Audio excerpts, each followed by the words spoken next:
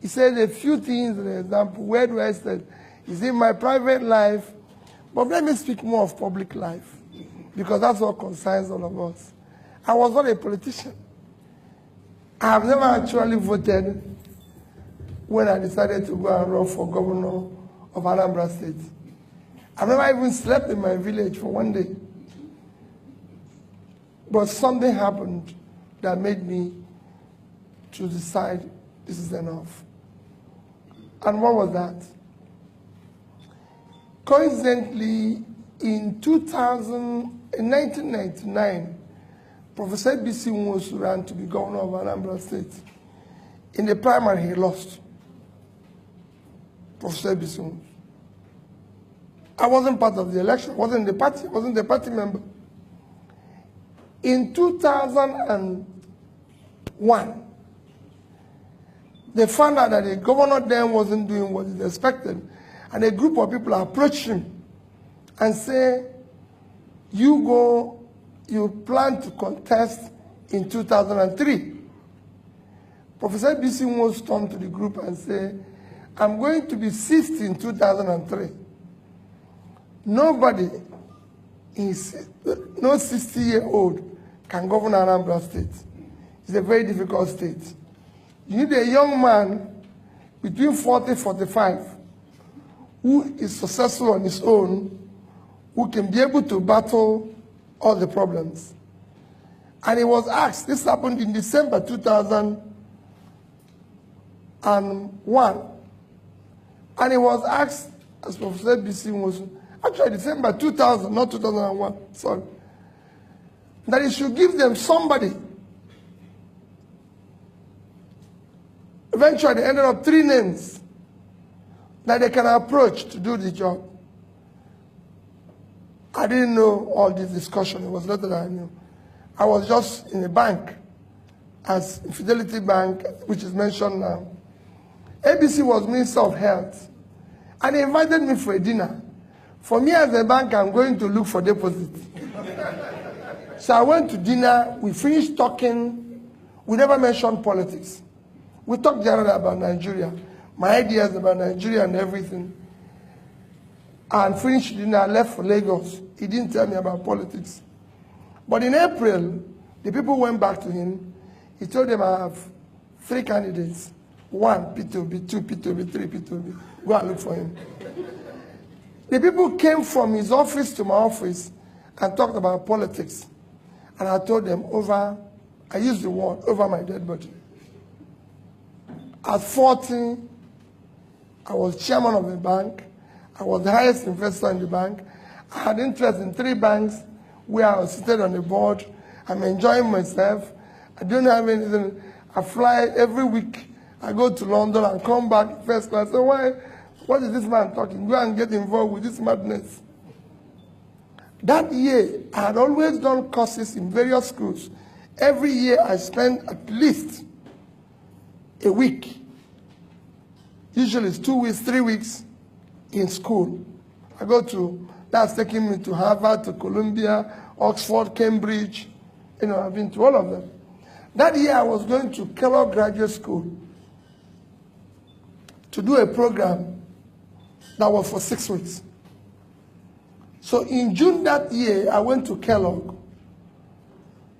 The man who founded Kellogg Graduate School, Professor Dean Jacob, it was his last year. He founded the school in 1957. 2001 was the last year he taught and retired. And he took out on what they call global economy.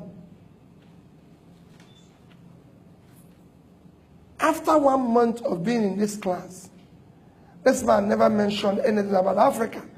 A day before he concluded the lecture, everybody in Chicago the hall was full of top business leaders.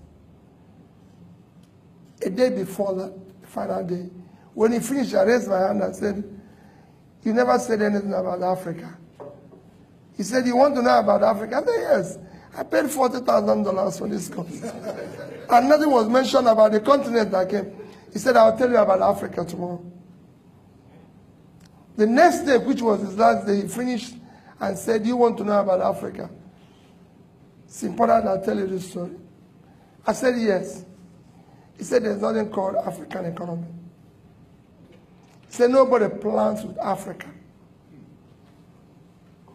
I was so, you can imagine how I feel. He turned to me and said, Peter, can you give me 10, 20-year plan of your country? You know, the hall was full. I was courageous enough. I said, yes. Even when I know there was not even tomorrow. Next one for 1 month. I said, yes.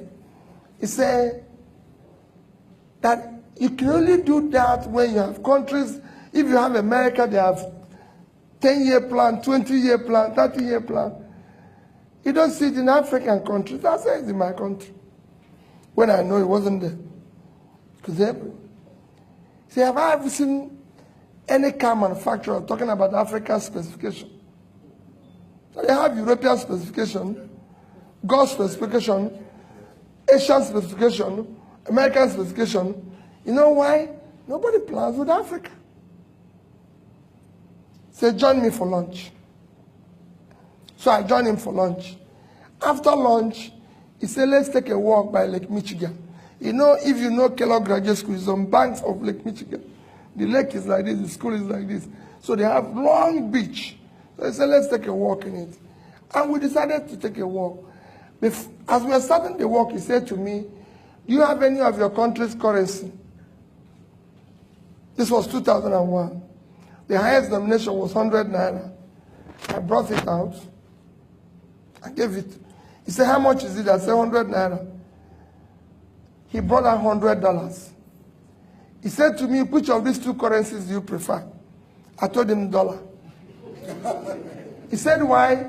I told him that it's 100 naira to $1. So his own is 10,000 naira. My own is 100 naira. So he said I should keep his dollar and take my naira. Took my naira. So he gave me $100 for 100 naira. After we walked a little while again, he turned around to me and said, Peter, you still have the money? I said, yes. He said, he brought it out again and said, which of these two currencies do you prefer? I told him $100. He said, why? I told him about the rates. Again. So, okay, you keep it, I'll keep your money. He said, let's sit down. We sat down. He first proved to me that it costs more to print the naira than to print the $100. Naira have multiple colors. I came back and took it on with Sanusi, and he agreed. Naira have multiple colors, but dollar is just green and white. He said to me, Peter, do you know why you believe in the dollar and you don't believe in naira? I answered him again. He said, no, it's the amount of faith you have in your country. You don't have faith in your country. It's not about it. You don't have faith in your country. Economy is driven by faith. Nothing else. Anybody who tells, I've been teaching this for several years now, is faith. It's hope. That is what those plans I'm talking to is all about. 10 years, 20 years. It's hope. Nobody is sure what is going to happen in 10 years. But countries do give their people hope. But there's a sense of hopelessness in your place. That's why you prefer this currency. I've served on various boards and various committees and everything. And he went on and on to tell me about his life. And he convinced me that Japanese people keep their money in yen, not the rates. Chinese in Chinese yuan. Malaysians in Malaysian ringgit. Singapore in Singaporean dollars. He went on, then there was no euro. He told me Italians, which their rate was worse, keep it Italian real. Germans in marks, everybody in this. But the Africans don't keep it because they don't have faith in their continent. So they give it to the dollar and make the dollar stronger. Because they prefer to put their money here and build in America. Now he is a lecturer. He drives S-Class. The wife is the lecturer, he drives the Lexus. The daughter is the lecturer, drives the Lexus. The lecturers in your place don't drive such cars, they don't live such life. And they said to me, can I ask you for a favor? Just to tell you a story. I said, yes. He said, go back to your country and participate in building public wealth. Public wealth enriches everybody. Individual wealth impoverishes everybody. All of you want to make private money. It does not enrich anybody.